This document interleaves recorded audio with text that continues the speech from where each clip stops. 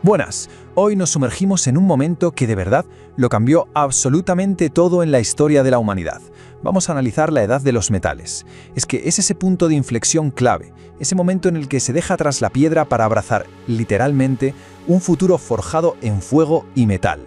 Para hacernos una idea de su importancia, primero hay que pensar en lo que fue la prehistoria en su inmensidad. Hablamos de milenios y milenios donde todo giraba en torno a la piedra, el hueso, la madera. Parecía que iba a ser así para siempre.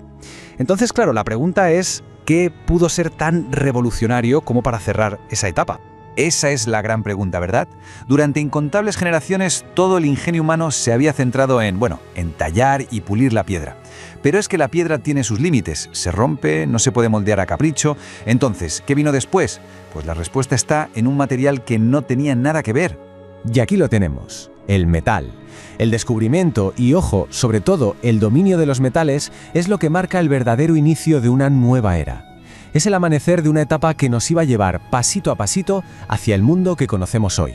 Así que el punto clave, lo que nos dicen las fuentes, es este. La edad de los metales es la ultimísima fase de la prehistoria. Y la palabra mágica aquí es metalurgia. Porque no se trata solo de encontrarse un trozo de cobre por ahí, sino de aprender a sacarlo de la roca, a fundirlo y a darle la forma que se quisiera. Es el nacimiento de una tecnología brutalmente transformadora.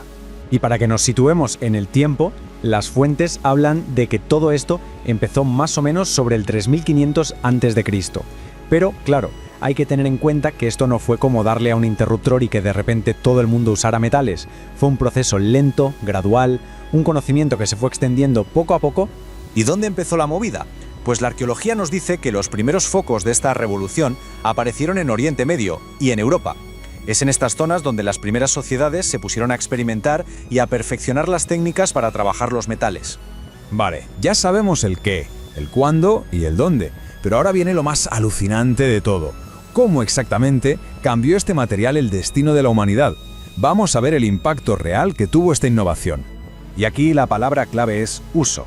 La fuente lo deja clarísimo. El metal ya existía en la naturaleza, pero la revolución de verdad llegó cuando se aprendió a utilizarlo, a convertir un trozo de mineral en una herramienta. Es el triunfo del ingenio humano sobre la materia prima. Y este uso lo cambió todo. Por un lado, la fabricación de artefactos, de objetos, dio lugar a la primera gran especialización en el trabajo. Aparecen los artesanos del metal, los herreros, figuras que eran casi como magos, que guardaban los secretos del fuego. Y por otro lado, claro, las armas, espadas, cascos, puntas de lanza, de metal. Esto no solo cambió la guerra, sino que creó una nueva élite, la clase guerrera, que basaba su poder en controlar esta tecnología que era, letal. Y esto lo explica todo. Se ve perfectamente por qué el cambio fue tan drástico. A ver, la piedra se talla, es un proceso de quitar material. Si te equivocas, la pieza se estropea. El metal, en cambio, el metal es otro mundo. Es moldeable, se puede fundir y echar en un molde una y otra vez. Es más resistente, muchísimo más versátil. Se podía crear desde un alfiler hasta una espada. Toda esta transformación, obviamente, no se quedó en el pasado. Su impacto fue tan bestia que sus ecos llegan hasta hoy.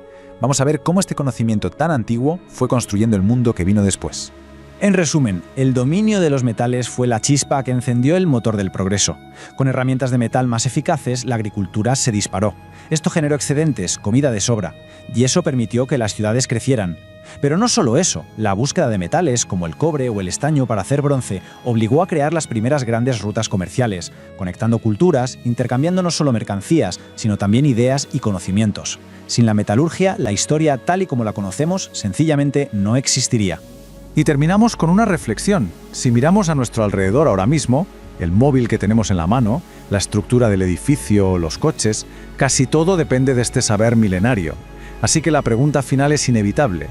¿Qué sería de nuestro mundo si nunca hubiéramos salido de la edad de piedra?